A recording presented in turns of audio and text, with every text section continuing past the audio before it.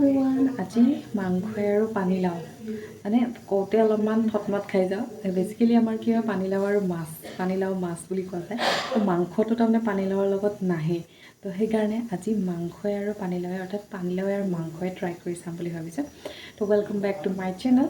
চ' আপোনালোকক সকলোকে মোৰ চেনেলত স্বাগতম জনাইছোঁ আৰু আশা কৰোঁ ভিডিঅ'টো সম্পূৰ্ণকৈ চাব। তো আজি ট্ৰাই কৰি চাওঁ বুলি ভাবিছোঁ পানীলাওৰ লগত মাংস। আমাৰ ব্লগবিলাক মানে যিহেতু হাউচ ৱাইফৰ ব্লগবিলাক কিটচেনৰ পৰাই আৰম্ভ হয়। চ' ময়ো ডাইৰেক্ট কিটচেনত আহি মই ভিডিঅ'টো ষ্টাৰ্ট কৰিছোঁ। অলৰেডি মই ভাত বহাই দিছোঁ কুকাৰত, তাৰপাছত মাংস এতিয়া বনাওঁ। তো আপোনালোকে চাই যাওক আৰু মই কেনেকৈনো বনাইছোঁ সেইখিনিহে আপোনালোকৰ লগত শ্বেয়াৰ কৰিবলৈ লৈছোঁ। তেনেকৈতো ৰেচিপি হিচাপে মানে কি বহুত ধৰণৰ বনায় বা বহুতেই টেষ্টি বনায়। মই ইমান ভালদৰে নাজানো টেষ্টি বনাবলৈ, তথাপিও মই যেনেকৈ খাওঁ মানে মই যেনেকৈ বনাবলৈ লৈছোঁ, কেনেকৈ খাম বুলি ভাবিছোঁ সেইখিনি আপোনালোকৰ লগত শ্বেয়াৰ কৰিবলৈ লৈছোঁ দেই।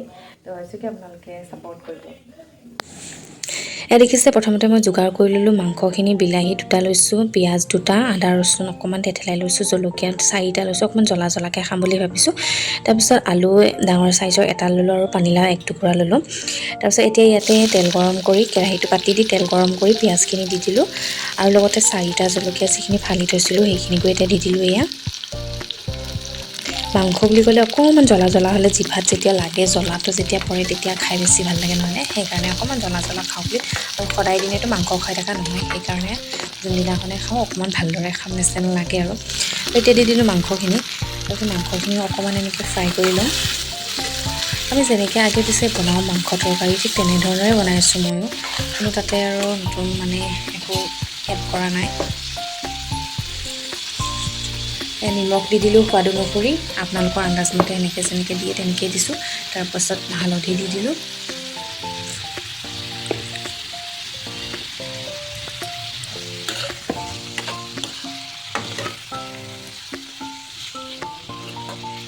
ভাজোতে চাওকচোন কি হ'ল, মোবাইল পিটিকি থাকোঁতে ধুনীয়াকৈ বনাই খাম বুলি ভাবিছিলোঁ, এইটো তলত লাগি গ'ল। আৰু দি দিলোঁ আলু আৰু পানীলাওখিনি যিকেইটা মই কাটি থৈছিলোঁ। পানীলাওখিনিকো ডাঙৰকৈ কাটি দিছোঁ আৰু এইখিনিও অকণমান সময় ভাজি, যিহেতু পানীলাও দিছোঁ পানীলাওৰ পানী এৰিবই, সেইকাৰণে এতিয়া বৰ্তমান পানী নিদিওঁ। গতিকে এতিয়া অকণমান সময় ঢাকোন লগাই থৈ দিম।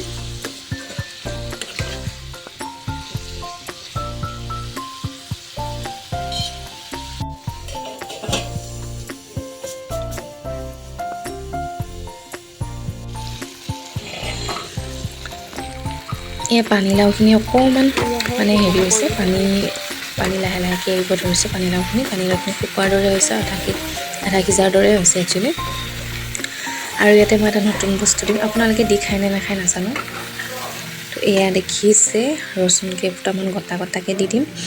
আমি যিহেতু 2টা মানুহ সেইকাৰণে কমকৈ দিছোঁ, আৰু বাৰু মই বেছিকৈ দি খাওঁ, আজি কমকৈ দি খাইছোঁ। আৰু আপোনালোকে বিচাৰিলে গোটাকৈও দিব পাৰে, গোটাকৈ দিলেও আৰু বেছি ভাল লাগে, মানে তেতিয়া পূৰা চুই খাব পাৰি ৰচুনকেইটা, বিৰাট ভাল লাগে। আৰু দি দিলোঁ বিলাহীখিনি, যিখিনি কাটি থৈছিলোঁ বিলাহী, আৰু এতিয়া আদা ৰচুন যিখিনি থেতেলাই থৈছিলোঁ সেইখিনি দি দিছোঁ।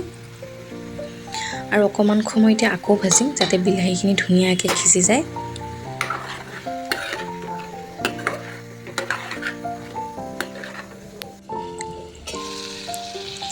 এয়া দেখিবলৈ পাইছে, বিলাহীখিনিও ধুনীয়াকৈ সিজি গ'ল, পূৰা মানে নাইকিয়া নিচিনা হৈ গ'ল, বিলাহীখিনিও পূৰা সিজি গৈছে।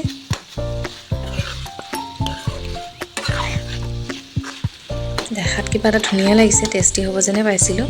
অৱশ্যে টেষ্টিও হৈছিল দেই, যিহেতুকে মই আগতে খাই লৈ মানে ভিডিঅ'টো আপোনালোকৰ লগত দিছোঁ, গতিকে টেষ্টিও হৈছিল।